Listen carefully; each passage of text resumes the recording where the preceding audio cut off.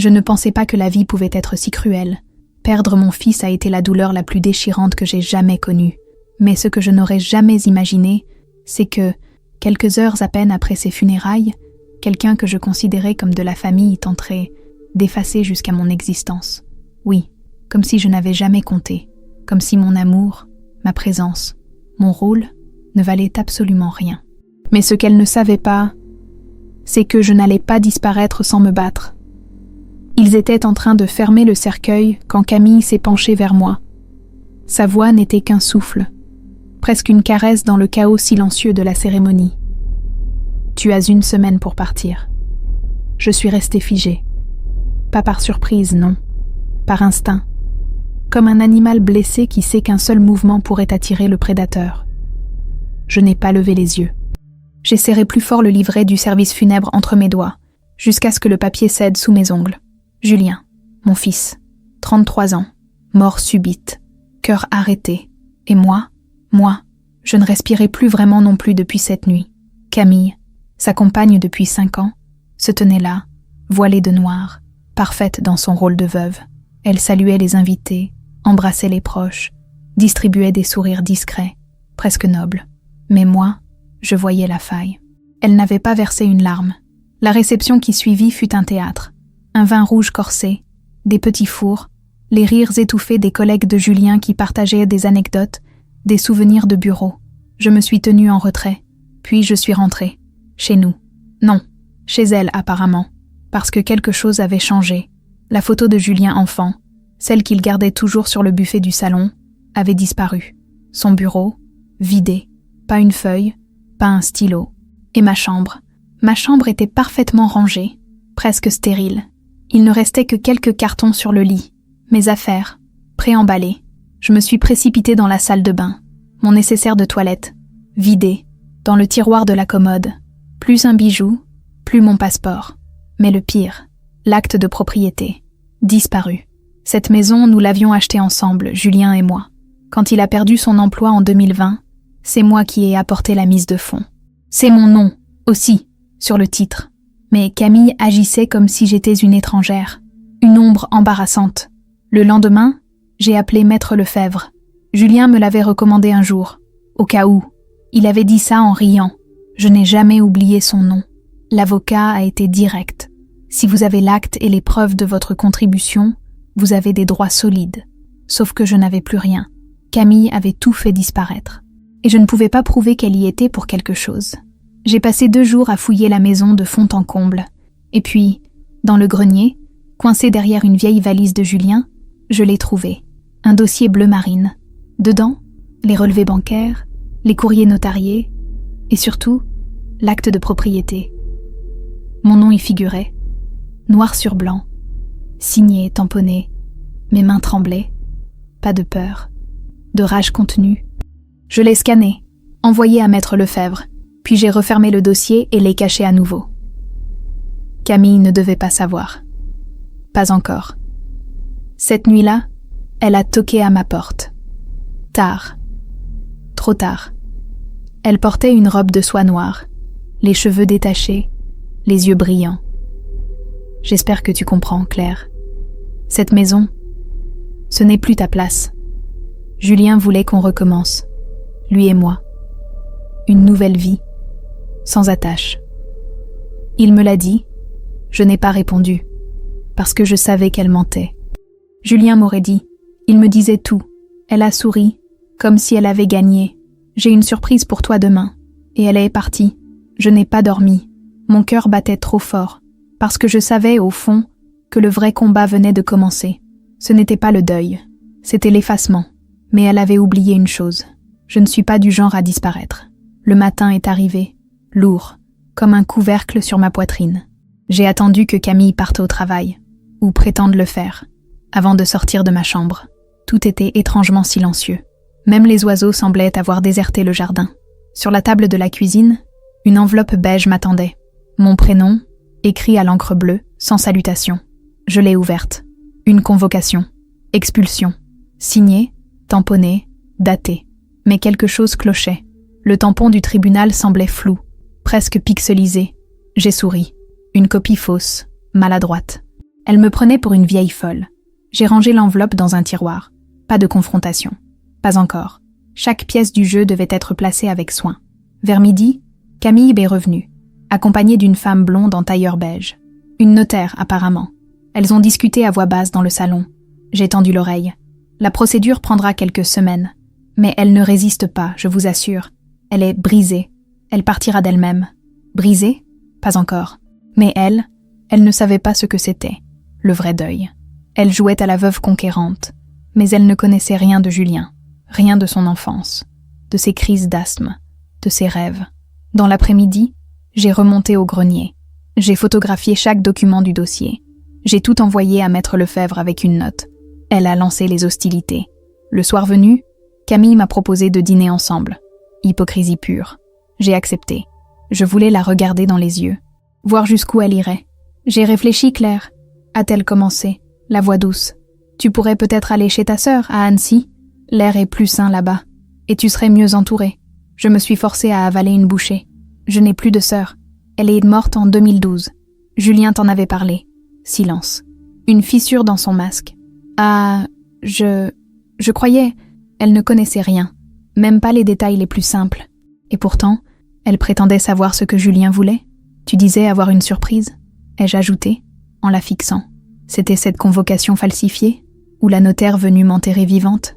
Ses yeux ont changé. Une lueur, brève, comme une alerte. Tu n'as aucune preuve que j'ai fait ça. Non, mais j'ai la maison. Elle a blêmi. Quoi? Tu entends bien? L'acte, les papiers, les virements, tout est là, en lieu sûr, et mon avocat est déjà au courant. Elle s'est levée brusquement, la chaise raclant le carrelage. Tu crois que tu peux me menacer? Cette maison est à Julien. Il me l'a laissée. Alors montre-moi le testament. Le vrai. Elle a quitté la pièce. Et j'ai compris. Elle n'avait rien. Ou si elle avait quelque chose, ce n'était pas légal, pas valide, pas réel. Cette nuit-là, je suis restée éveillée. Les pensées tournèrent dans ma tête comme des vautours. Elle allait frapper encore, mais moi aussi. Et cette fois, je ne reculerai pas. Le lendemain, je me suis réveillée avant l'aube. Le silence dans la maison avait une densité particulière, comme si les murs eux-mêmes retenaient leur souffle. Camille n'était pas là. Elle avait laissé un mot griffonné à la hâte. Réunion toute la journée. Ne t'inquiète pas. Je ne m'inquiétais pas. Je me préparais. J'ai attendu que le soleil monte. Puis, sans bruit, j'ai pris l'échelle escamotable du grenier. J'ai poussé la trappe. L'odeur de poussière et de bois ancien m'a frappée. Là-haut, tout était comme je l'avais laissé. Les valises, les boîtes et le dossier bleu marine. Mais cette fois, je suis allée plus loin. J'ai fouillé le reste. Les cartons de Julien. Ses carnets, ses disques, ses lettres. Il gardait tout, même les tickets de concert. Et entre 2 livres, j'ai trouvé une enveloppe blanche, jaunie, à mon nom. Mon cœur s'est arrêté une seconde. L'écriture, c'était la sienne. Julien. Je l'ai ouverte avec précaution. Une lettre, datée de l'année dernière. Maman, si tu lis ceci, c'est que quelque chose a mal tourné. J'espère que ce n'est pas le cas, mais je veux que tu saches que cette maison est autant à toi qu'à moi. Si Camille essaie de te faire partir, ne cède pas. Je suis désolée de ne pas avoir tout dit. Parfois, j'ai eu peur de créer des tensions, mais tu as été celle qui m'a soutenue. Ne la laisse pas tout prendre. Je t'aime, Julien. Mes mains tremblaient. Cette lettre, c'était plus qu'un morceau de papier. C'était une arme, un bouclier, une preuve. Il m'avait cru digne de confiance. Il m'avait choisi. Je suis descendue avec la lettre et l'ai immédiatement scannée. Une copie à l'avocat, une autre cachée dans mon sac. Vers 18h, Camille est rentrée. Elle portait une robe neuve, du parfum, des talons. Dîner entre amis. Je serai tard. Tu ne m'attends pas? Je n'ai pas répondu. Elle m'a regardé d'un œil soupçonneux. Puis elle a claqué la porte. C'est alors que j'ai décidé de fouiller son bureau. Elle avait vidé celui de Julien, mais elle s'était installée dans la petite pièce du fond. Je n'aurais pas dû entrer, mais j'y suis allée quand même. Un tiroir était resté entrouvert. À l'intérieur, un dossier avec des papiers imprimés. Un testament. Signé Julien Bernard. Dactylographié. Parfaitement propre. Trop propre. Et surtout, la date. 3 jours après sa mort. Et le plus stupéfiant, le fichier PDF était enregistré sous le nom Camdub Final Version. Je l'ai transféré sur ma clé USB. Puis, j'ai tout remis en place. Quand Camille est rentrée, elle a frappé à ma porte. Je t'ai apporté des restes. Tu devrais manger. Elle avait le sourire d'un chat qui sait que la souris est déjà piégée. Mais j'avais trouvé le trou dans le filet. Dès le lendemain matin, je suis allée au cabinet de Maître Lefebvre. Il avait lu mes messages, vu les pièces jointes. Il m'attendait, les lèvres pincées, les mains croisées sur son bureau. « Ce que vous m'avez envoyé, c'est accablant. » Je n'ai rien répondu. Il savait. Je savais. Camille avait falsifié un testament. Et elle l'avait fait sans même prendre le soin de masquer ses traces numériques. Une arrogance dangereuse. L'authenticité du document peut être contestée, a-t-il poursuivi. Et ce prénom de fichier, c'est une preuve numérique forte.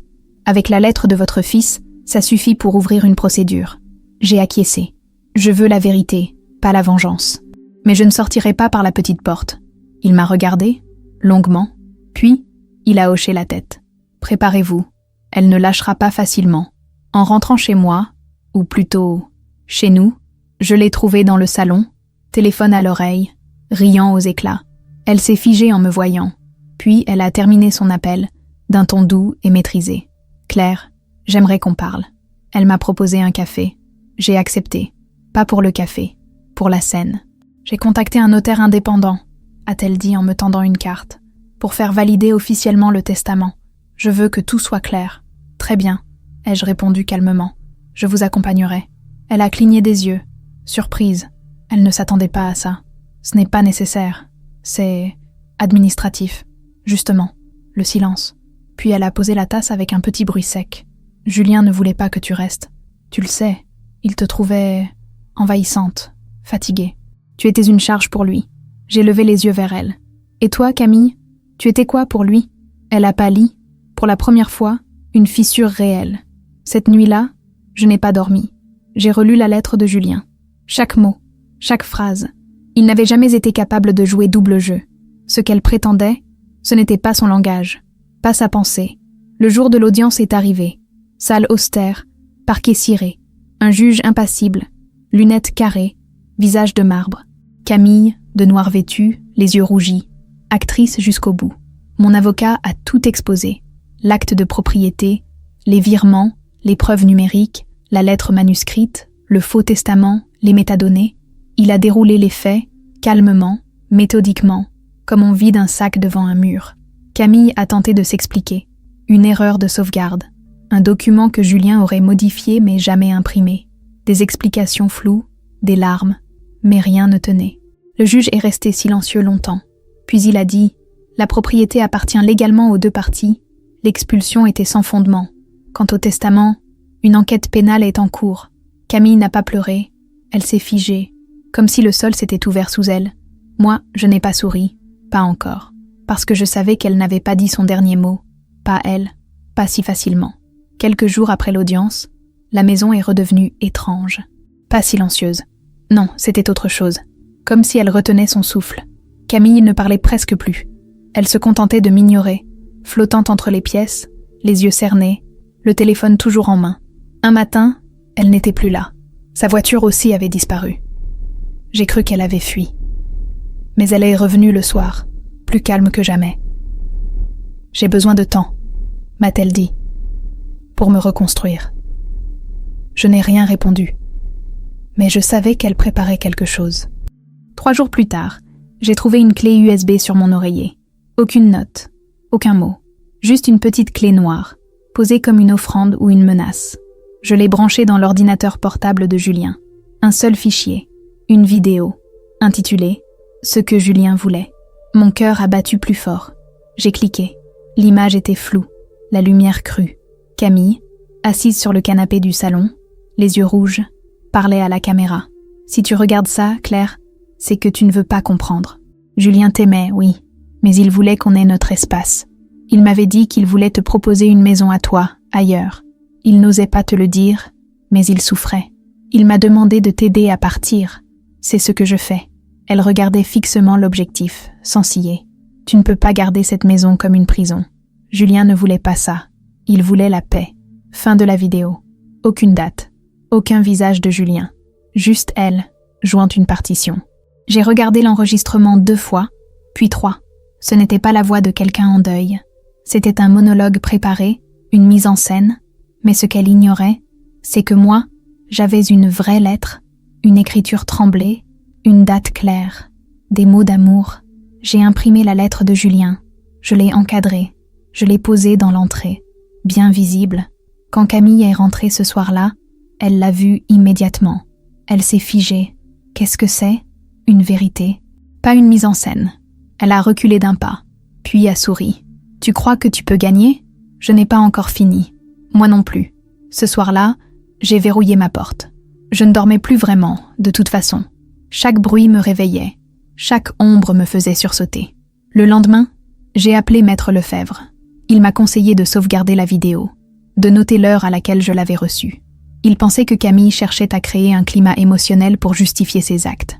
Ce qu'elle veut maintenant, c'est vous faire douter de vous-même. Tenons bon. Je tenais, mais la tension devenait insupportable. Et je savais, le pire n'était pas encore arrivé. Je me croyais forte, préparée. Mais rien ne m'avait préparée à cette nuit-là. Il était 2h34. Je le sais parce que j'ai regardé le réveil juste après avoir ouvert les yeux. Un bruit. Léger. Comme un froissement. Peut-être un tiroir qu'on referme. Peut-être un pas. Je suis restée immobile quelques secondes. Puis j'ai tendu l'oreille. Silence. J'ai mis mes chaussons, ouvert doucement la porte. La lumière du couloir était éteinte, mais il y avait une ombre, quelque chose de trop figé, trop vertical, et puis plus rien, comme si elle avait glissé dans le mur. J'ai descendu les escaliers à pas feutrés. Le salon était vide, tout semblait à sa place. J'allais remonter quand j'ai vu, le cadre avec la lettre de Julien avait disparu. Je me suis précipitée. Le mur était nu, pas même une trace. J'ai fouillé sous les coussins, dans les tiroirs, derrière les meubles. Rien. Alors j'ai compris. Elle ne comptait pas me faire partir. Elle voulait me faire perdre pied, effacer les traces, grignoter ma réalité morceau par morceau. Le lendemain matin, elle est descendue pour le petit déjeuner, comme si de rien n'était. « Bien dormi ?» m'a-t-elle demandé, souriante. « Où est la lettre ?» Elle a levé les yeux au ciel. « Encore cette lettre ?»« Claire, je ne l'ai pas touchée. Tu l'as peut-être rangée toi-même. Avec ton âge. » Je l'ai fixée sans répondre. Elle versait son café avec une lenteur étudiée. « Je me demande parfois si tu ne devrais pas consulter. Le chagrin peut créer des confusions. » C'était une déclaration de guerre. Après son départ, j'ai appelé Maître Lefebvre. Je lui ai raconté. Il m'a écouté en silence. Il est temps d'installer une caméra. Discrètement. Elle se croit intouchable. Il faut documenter tout. Ce que j'ai fait. 2 caméras discrètes. L'une dans le salon, l'autre dans le couloir de l'étage. Toutes 2 connectées à mon portable, sauvegardant automatiquement les enregistrements. Cette nuit-là, je n'ai pas dormi. J'ai attendu. À 3h12, j'ai entendu la même chose. Le même pas léger. Le même frisson. Et cette fois, j'ai regardé l'écran du téléphone. Elle était là, dans le salon, en chemise de nuit, tenant un sac. Elle a ouvert un tiroir, sorti quelque chose. Puis elle a levé les yeux et a regardé droit vers la caméra. Mon cœur s'est arrêté. Elle savait. Le lendemain, elle a quitté la maison sans dire un mot. Mais elle m'avait laissé un mot sur la table de la cuisine. On peut jouer à ça encore longtemps. Mais souviens-toi, c'est moi qui reste jeune. Elle n'avait rien volé cette fois. Elle avait seulement voulu montrer qu'elle savait, que le jeu ne faisait que commencer. Je n'ai rien dit à l'avocat ce jour-là. Il fallait que je réfléchisse. Trop d'inconnus, trop de risques. Mais une chose était sûre, elle avait vu la caméra et n'avait pas reculé. Après cette nuit-là, je n'ai plus quitté la maison. Camille partait le matin, revenait parfois tard. Mais je sentais qu'elle m'observait autant que je l'observais. Nous étions 2 présences en équilibre instable, retenues par la seule tension du silence. Je devais reprendre l'avantage. Et pour cela, je devais comprendre. Fouiller plus loin. Je suis remontée au grenier. C'était là que j'avais retrouvé les premiers documents. Peut-être que Julien y avait laissé autre chose. Un indice. Une trace. Le grenier était froid, sec, parfaitement rangé. Trop rangé. Camille avait dû y passer, elle aussi. Mais elle n'avait pas pu tout voir. Derrière une pile de couvertures anciennes, j'ai trouvé une planche décollée du plancher. Elle grinçait sous mes doigts, comme si elle protestait. En dessous, une cavité. Et dans cette cavité, une petite boîte en fer rouillée, couverte de poussière. J'ai hésité, puis je l'ai ouverte. À l'intérieur, un paquet de lettres, reliées par une ficelle usée, et une photo. Julien, jeune, à côté d'un homme que je ne connaissais pas. Derrière la photo, une date, 2009. Les lettres, elles, n'étaient pas adressées à moi, ni à Camille. C'était un prénom que je n'avais jamais entendu. Victor. Le cœur battant, j'ai lu. Je ne peux plus vivre entre elles. Camille étouffe tout. Elle fait semblant devant ma mère, mais tu sais ce qu'elle dit quand elle croit que personne n'écoute. Elle me veut loin d'elle. Et maman aussi. Elle parle d'héritage, de mise à l'abri. Elle fouille dans mes papiers. Elle dit qu'elle veut protéger ce qu'on construit. Mais c'est faux. Elle veut tout contrôler. Il y avait au moins 8 lettres. Toutes écrites de la main de Julien. Toutes plus récentes que la photo. Certaines remontaient à quelques mois avant sa mort. Je tremblais. Non pas de peur, mais de soulagement. Julien n'avait pas été dupe. Il avait vu clair, et il avait confié ces lettres à un endroit qu'elle n'avait pas trouvé. Je les ai scannées immédiatement. Puis, je suis descendue au bureau de Maître Lefebvre. Il les a lues, une par une, sans m'interrompre. Ces lettres changent tout. Si nous prouvons qu'il se sentait menacé, manipulé, cela renforcera le dossier pénal, et nous pourrons même envisager des mesures conservatoires. Je lui ai demandé ce que cela signifiait exactement, qu'elle pourrait être expulsée, à son tour, le temps que la justice tranche. Enfin, une respiration. Mais au fond de moi, je savais que Camille ne laisserait pas faire. Elle ne se laisserait pas déloger sans un dernier acte. Elle était ce genre de femme, celle qui frappe quand on baisse la garde. Et elle allait frapper. Bientôt. 3 jours après ma visite chez Maître Lefebvre, alors que je me pensais en terrain solide, le téléphone a sonné. Numéro masqué. D'habitude, je ne réponds pas. Mais quelque chose, une intuition, peut-être, m'a poussé à décrocher. Madame Bernard, une voix d'homme, grave, rauque. Qui est à l'appareil? Ce que Camille vous cache, c'est pire que ce que vous croyez. Il faut que vous sachiez. Un frisson m'a traversé l'échine. J'ai serré le combiné. Parlez. Pas ici. Pas au téléphone. Elle écoute tout. Je vous enverrai une adresse. Ce soir, 21h. Et il a raccroché. J'ai d'abord cru à une ruse. Une manœuvre de Camille.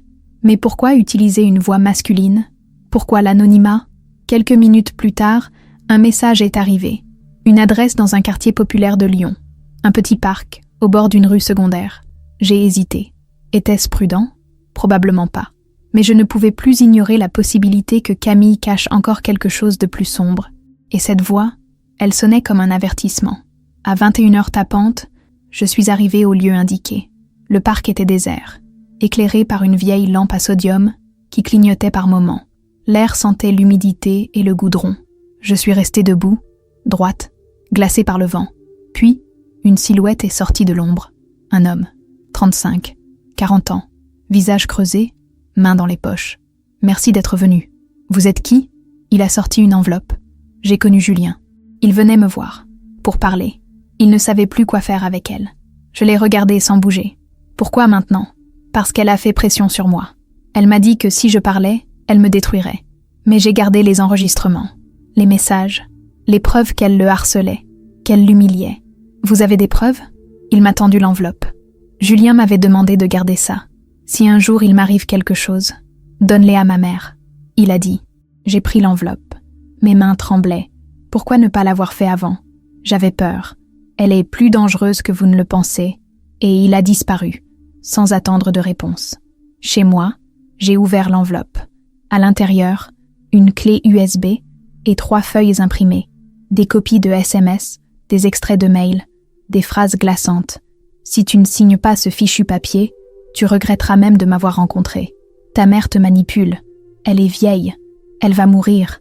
Et moi, je resterai. Tu veux me quitter? Je te jure que je te détruis, Julien. J'ai pleuré. De rage, de douleur, d'injustice. Je tenais enfin la preuve que Julien avait vécu sous emprise et qu'il avait eu peur. Pour moi, pour lui. Et je savais maintenant. Je ne me battais pas contre une veuve éplorée. Je me battais contre un monstre. J'ai remis les documents dans l'enveloppe, soigneusement. Le souffle court, le cœur battant. Puis j'ai copié tout le contenu de la clé USB sur mon ordinateur et envoyé un double au cabinet de Maître Lefebvre, crypté. S'il m'arrivait quoi que ce soit, au moins, la vérité ne mourrait pas avec moi. Le lendemain matin, j'ai voulu sortir. J'avais besoin d'air. J'ai fermé la porte à double tour. Mais quelque chose m'a stoppé. Un détail. Une intuition. Je suis remontée dans ma chambre, là où je gardais maintenant les lettres de Julien, les documents, les preuves accumulées. Le tiroir était entrouvert. Je n'avais jamais laissé ce tiroir ouvert. J'ai tiré doucement. Vide. Chaque feuille, chaque page, chaque enveloppe avait disparu. J'ai couru à l'étage, fouillé chaque pièce, chaque coin. Rien. Elle avait frappé, discrètement, et elle avait laissé la scène intacte, presque propre. Elle voulait que je le découvre moi-même, que je comprenne que rien ne m'échapperait, pas même ce que je croyais le plus à l'abri. Mais ce qu'elle ignorait, c'est que j'avais déjà pris mes précautions. Ce qu'elle avait volé, ce n'était que des copies. Je l'ai attendue, assise dans le salon. Lorsqu'elle est rentrée, vers 18h, elle a souri. « Quelle journée épuisante !» soupira-t-elle. « Tu es entrée dans ma chambre, dis-je simplement. » Elle s'est figée, 1/1000 de seconde, à peine. Puis, elle s'est tournée vers moi. « Pardon ? Tu as pris les lettres. Et les copies. Celles que tu as trouvées dans mon tiroir. Tu crois que tu es en train de gagner ?» Elle s'est approchée, lentement. « Claire, je crois qu'il est temps qu'on parle sérieusement. Tu t'enfonces dans une paranoïa inquiétante. Il n'y a pas de lettres. Il n'y a jamais eu de preuves. C'est dans ta tête. Alors pourquoi avoir pris ce qui était dans le tiroir ?» Son sourire a vacillé. « Je ne vois pas de quoi tu parles. » Je me suis levée. Les regarder droit dans les yeux. « Tu crois que je n'ai pas sauvegardé chaque document, chaque message, chaque preuve ? Tu crois que je n'ai pas pris les devants ? Tu joues à un jeu dangereux, Camille. » Elle a blêmi, juste un peu. Puis elle a reculé, croisant les bras. « Tu bluffes. Tu verras bien. » Je suis montée, calmement. Derrière moi, elle n'a pas bougé. Je l'imaginais, figée, calculant ses prochaines manœuvres. Mais moi, je n'avais plus peur. Elle avait franchi la ligne, celle qu'on ne franchit pas impunément. Ce soir-là, j'ai dormi dans ma chambre, la clé USB sous mon oreiller. Et pour la première fois depuis des semaines, j'ai rêvé de Julien. Il me souriait, il était en paix. Je me suis réveillée en sueur. Quelque chose approchait. Je le sentais, et je devais être prête. Je ne savais plus à qui faire confiance. Chaque regard croisé dans la rue, chaque bruit nocturne me mettait en alerte. Mais malgré la peur, une chose me tenait droite, la certitude que Julien m'avait laissé quelque chose. Un dernier mot, une vérité. Il y avait une boîte, dans son ancienne chambre. Une vieille boîte en bois que je lui avais offerte lorsqu'il avait 17 ans. Il y rangeait ses souvenirs, et je ne l'avais pas encore ouverte depuis sa mort. Je l'ai retrouvée sous son lit. Elle n'était pas fermée à clé, poussiéreuse, mais intacte. À l'intérieur, des cartes postales, des tickets de concert, un médaillon cassé, une photo de lui et moi, prise lors d'un Noël où Camille brillait par son absence. Et au fond, un papier plié en 4. Le papier était jauni, les coins un peu cornés. Je l'ai déplié avec précaution. « Maman, si tu lis cette lettre, c'est que je n'ai pas eu le courage de te parler. Camille a changé. Quelque chose en elle me fait peur. Elle parle souvent de te faire partir. Elle dit que tu nous freines, que tu n'as plus ta place ici. Mais moi, je veux que tu restes. Cette maison, tu l'as bâtie avec moi. Elle ne comprend pas ce que nous avons traversé ensemble. Elle ne comprend rien. Si un jour je ne suis plus là, promets-moi de ne pas la laisser tout effacer. Je t'aime, Julien. » Je suis restée là, figée, pendant de longues minutes. Les larmes coulaient, silencieuses. Mon cœur battait si fort que j'avais l'impression qu'il allait exploser. Julien avait eu peur, et il m'avait confié, en silence, ce que je redoutais depuis le début. Cette lettre, elle valait plus que tous les documents du monde. Je l'ai rangée dans une enveloppe et scannée immédiatement. Puis, sans attendre, je l'ai ajoutée au dossier envoyé à Maître Lefebvre. Je n'allais plus seulement me défendre, j'allais attaquer. Le lendemain, j'ai demandé à le voir en urgence. Quand je suis arrivée, il m'attendait, dossier ouvert devant lui. « Vous avez bien fait de me l'envoyer », dit-il en montrant la lettre. « Elle est manuscrite, datée, et surtout, elle confirme que votre fils s'inquiétait pour vous. Et pour lui aussi, ai-je ajouté. Il hocha la tête. Nous allons déposer une demande de protection immédiate de vos droits d'occupation, et une enquête sur les conditions de sa mort peut aussi être envisagée, si vous l'autorisez. J'ai inspiré profondément. Faites-le, qu'on aille jusqu'au bout. Sur le chemin du retour, j'ai senti une voiture me suivre. Discrète, mais insistante. Je me suis arrêtée. Elle s'est arrêtée. J'ai tourné brusquement. Elle a continué tout droit. Coïncidence ? Peut-être. Mais mon instinct me hurlait autre chose. Quelqu'un, quelque part, voulait m'intimider. Trop tard. Je n'étais plus la vieille femme en deuil qu'on pouvait faire taire. J'étais une mère en guerre. Le lendemain, une enveloppe m'attendait dans la boîte aux lettres. Sans timbre, pas de nom, pas d'adresse. Juste clair, écrit à la main, en lettres droites, froides. Je l'ai ouverte du bout des doigts.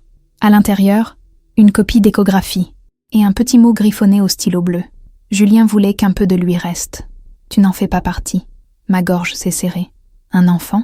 Elle disait être enceinte. Ou plutôt, elle le prétendait. Je me suis assise dans le salon, la feuille tremblante dans les mains. La date en haut de l'image. C'était impossible. Elle indiquait 1 mois après la mort de Julien. Ce n'était pas un miracle. C'était un mensonge.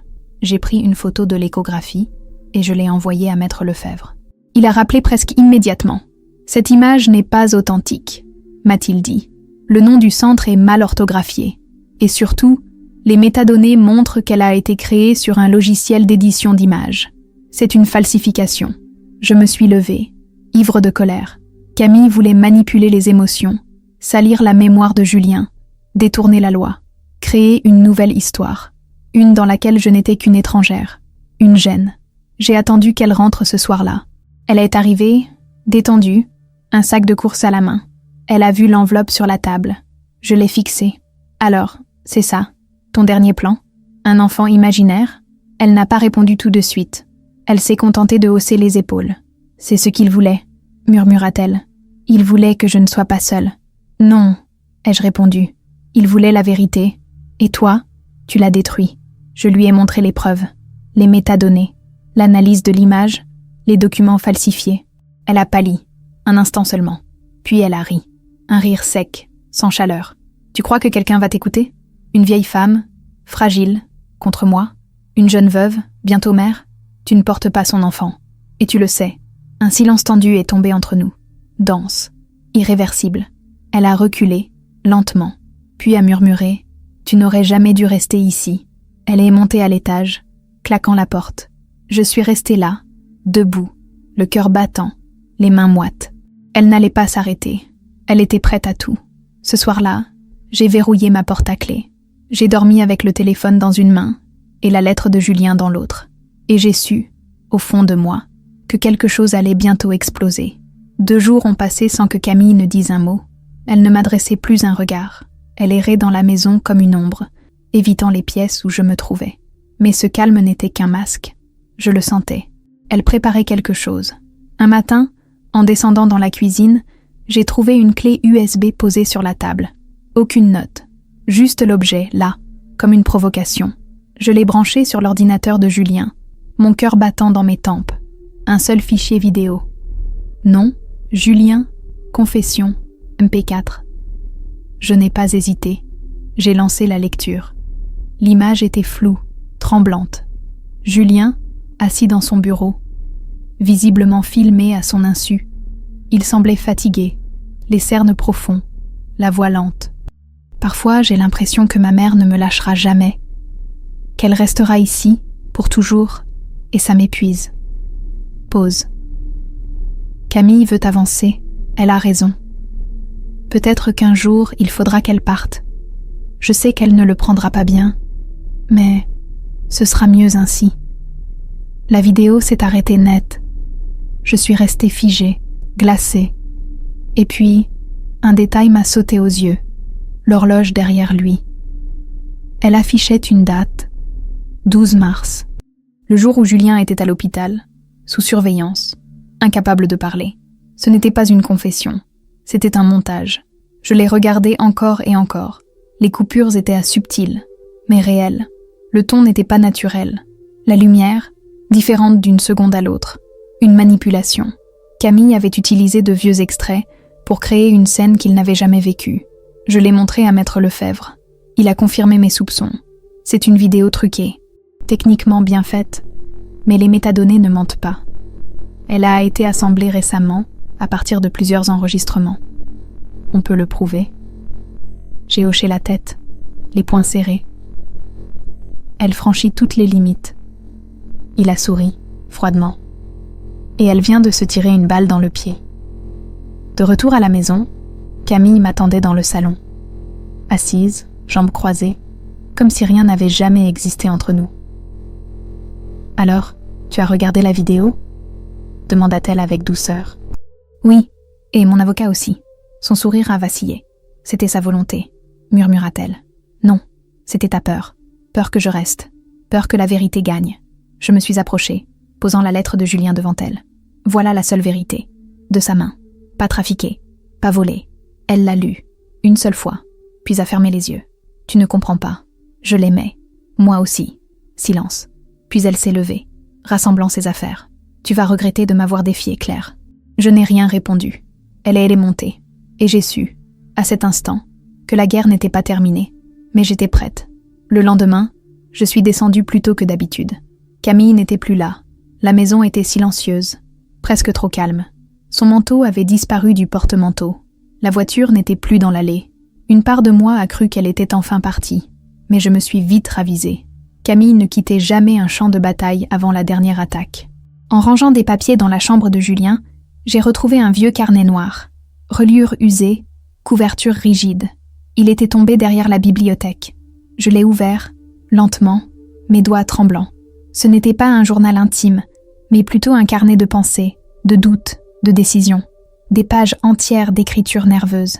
Julien y parlait de moi, de Camille, de sa santé, de ses regrets et de ses inquiétudes. Elle devient étrange. Elle fouille dans mes papiers. Elle me demande de changer le testament. Je ne veux pas. Je sens qu'elle cache quelque chose. Plus loin, maman est la seule à m'avoir toujours soutenue. Si quelque chose m'arrive, elle doit garder la maison. Sinon, Camille vendra tout. Je me suis figée. Ces mots, ils étaient ma vérité. La preuve, enfin, que je n'étais pas folle, que mon fils m'avait aimée, protégée. Jusqu'à la fin, je suis allée tout de suite chez Maître Lefebvre. Il a lu en silence, puis a levé les yeux vers moi. Ce carnet vaut de l'or. C'est une preuve écrite, manuscrite, datée, authentique. Elle ne pourra rien contre ça. J'ai inspiré profondément. C'était la première fois depuis des semaines que je me sentais légère, entière. Mais ce soulagement n'a pas duré longtemps. Le soir même, en rentrant chez moi, j'ai trouvé la porte d'entrée entr'ouverte. Mon cœur s'est emballé. J'ai poussé lentement. Tout semblait intact. Mais quelque chose n'allait pas. Je suis montée à l'étage. Ma chambre avait été fouillée, les tiroirs ouverts, la boîte à bijoux éventrée, et surtout, le carnet, disparu. J'ai couru jusqu'à mon sac. La lettre de Julien, elle, était encore là. Un bruit m'a fait sursauter. En bas, je suis descendue lentement. Camille se tenait dans l'entrée, le carnet à la main, le regard noir. Tu ne perds rien pour attendre, Claire. Tu es entrée par effraction. Cette maison est autant à moi qu'à toi, non ? Elle m'a tout pris, cette maison. Mon mari, mon avenir. Tu as détruit ton avenir toi-même.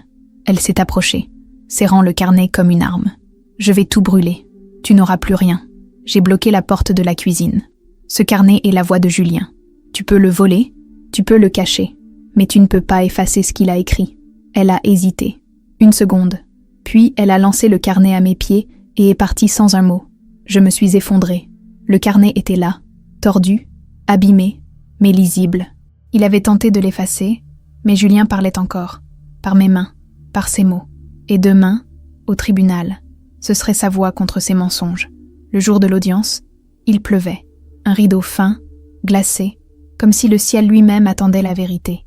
Je suis arrivée tôt au tribunal, carnet dans la main, lettre dans la poche. Mon cœur lourd mais stable. Je ne tremblais plus. Pas aujourd'hui. Camille, elle est entrée plus tard, tirée à 4 épingles.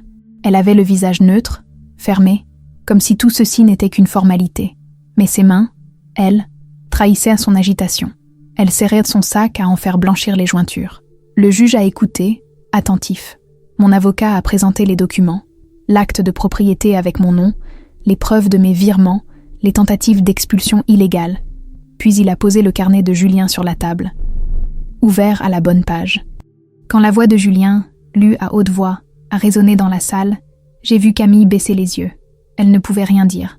Puis vint la vidéo. Le montage grotesque, les métadonnées révélées, le fichier modifié récemment. C'était la dernière preuve. La dernière pierre du mur qui s'effondrait sur elle. Le juge a pris quelques instants de silence. Puis, d'une voix ferme, « Madame Bernard conserve tous ses droits. La maison lui appartient à part entière. Toute tentative d'éviction ou de fraude sera poursuivie, et une enquête sera ouverte pour falsification de documents. » Camille s'est levée brusquement. Elle a crié, hurlé que tout cela était injuste, que j'étais une manipulatrice, que Julien l'aimait, elle, que j'avais tout inventé. Le juge n'a même pas levé les yeux. J'ai quitté la salle sans un mot. Maître Lefebvre m'a tapé légèrement l'épaule. Un geste simple, solide. Quand je suis rentrée, il faisait déjà nuit. La maison était silencieuse. Camille avait eu l'obligation légale de quitter les lieux. Elle était partie. J'ai refermé la porte à clé, lentement, comme on ferme un chapitre. Je suis montée au grenier. J'ai ressorti les albums, les photos, les souvenirs. J'ai remis la grande photo de Julien sur la cheminée, son sourire franc, ses yeux sombres, rieurs. Puis j'ai allumé une bougie et je lui ai parlé. J'ai tenu, Julien. J'ai tenu pour toi, pour ce que nous avons construit, pour ta mémoire. Le silence m'a répondu, mais il n'était plus vide. Il était plein de lui. Je suis restée là, longtemps. Le feu crépitait doucement. La maison respirait à nouveau. Pas comme avant, mais différemment. Mieux. Il ne restait plus rien de Camille. Ni ses odeurs, ni ses mensonges. Juste la trace de ce qu'elle avait tenté et échoué. Un peu plus tard, j'ai ouvert les fenêtres. L'air froid est entré, léger, vivant. J'ai souri et j'ai murmuré. Ma maison, mes règles. Quelques mois ont passé. Lyon s'est couverte d'un été chaud et lumineux. La maison aussi a changé. Moins d'ombre, plus de fenêtres ouvertes, moins de silence figé, plus de murmures de vent dans les rideaux. Je n'ai pas revu Camille. Après le procès, elle a disparu. Aucune lettre, aucun appel. Parfois, je me surprends à imaginer ce qu'elle est devenue. Si elle continue à mentir, si elle pense encore que je lui ai tout pris, mais ces pensées ne durent jamais longtemps. J'ai vidé sa chambre, repeint les murs en bleu pâle. J'ai gardé quelques livres de Julien, rangé ses carnets dans une boîte en bois, fermée avec soin. Un matin, en nettoyant la bibliothèque, je suis tombée sur une clé que je ne reconnaissais pas. Petite, en cuivre. Je l'ai essayée partout, sans succès, jusqu'à ce que je me souvienne du tiroir du bureau de Julien, celui qu'il gardait toujours fermé. Il n'y avait qu'un objet à l'intérieur, une enveloppe. Mon nom, écrit à la main, son écriture. J'ai hésité avant d'ouvrir. À l'intérieur, une seule feuille, datée de 3 semaines avant sa mort. Maman, je sais que tu sens que quelque chose cloche. Tu as toujours eu ce 6e sens.